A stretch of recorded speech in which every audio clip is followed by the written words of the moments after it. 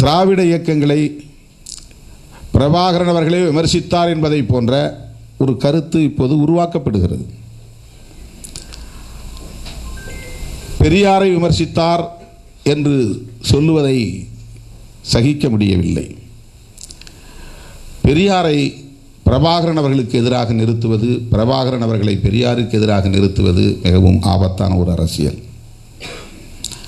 இன்னும் பல விவரங்களை விரிவாக பேசினார். ஐயா அவர்களை பற்றி சொன்னார், வைகோ அவர்களை பற்றி சொன்னார், பல போராட்டங்களை நினைவு கூர்ந்தார். அவரிடத்தில் ஒரு தெளிவு இருந்தது. இந்திய அரசின் உதவி இல்லாமல், ஒத்துழைப்பு இல்லாமல் ஈழம் விடுதலை பெற வாய்ப்பில்லை என்கிற தெளிவு அவரிடத்தில் இருந்தது.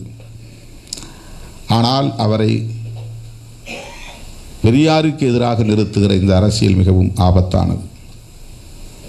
நாம் என்ன செய்ய போகிறோம்?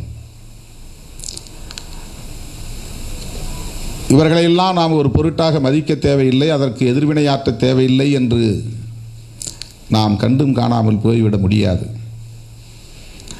பெரியார் சனாதன எதிர்ப்பின் அடையாளம். அதை மையமாக வைத்துதான் உறவு முறைகளை பற்றியும் அவர் பேசுகிறார்.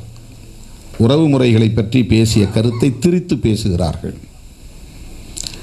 அதை மையமாக வைத்துதான் தமிழையும் அவர் விமர்சிக்கிறார்.